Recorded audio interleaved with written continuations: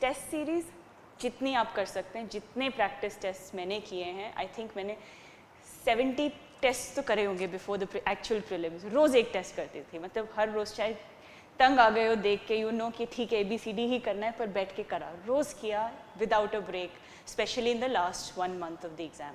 उसमें I think that really helps you, क्योंकि जब मैं उसको खुद प्रैक्टिस करती थी, मैं आई रियलाइज़ कि मुझे अगर लगता है कि ठीक है 110 से तो ऊपर आना चाहिए, जब खुद मार्क्स चेक करिए, तो मुझे 80 क्वेश्चंस प्लस अटैम्प्ट करने होते थे for example. So when I used to do that, रोज़ की 180 questions plus is what I'm attempting. When I actually went for the prelims in 2018, having done 80 questions, 80 question papers, I knew this is a tough paper. And I told myself कि इसमें 80 नहीं try करना, इसमें 80 try करूँगी तो गलत ही होंगे। मैं 65 अटैम्प्ट करके आई।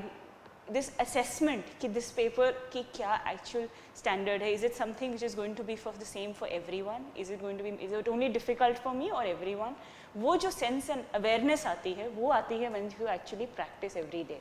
और ये मैंने किया, मतलब prelims for me सबसे toughest part था। मतलब I can say this very confident कि अगर मैं आज भी if I go for the prelims, there is no guarantee I will clear the prelims, and that is the biggest roadblock for me has been.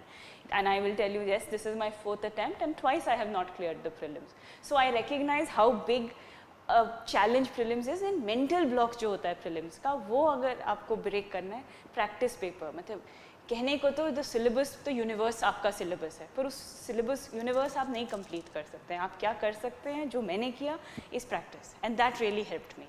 So in prelims I would say 1 was practice, 1 was limited sources, and 3rd was then time management to the extent. हाँ, paper 1 में generally हम लोग को time का constraint नहीं होता है, मुझे भी नहीं था कि पेपर छूट रहा है, पर टू सी, क्योंकि एवरेज में मैंने जब देखा कि 40 से 50 क्वेश्चन आते हैं एक पेपर में, जो आते हैं कि हाँ ये तो सही होंगे, और एटलीस्ट लगता है कि सही होंगे।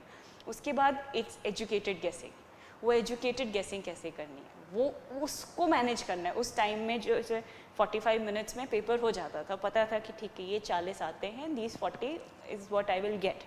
Then the process of elimination, that now going forward I want to say that no, I will attempt this question instead of this, because I know 2 options I can eliminate here. Here there are 3 up in the air for me.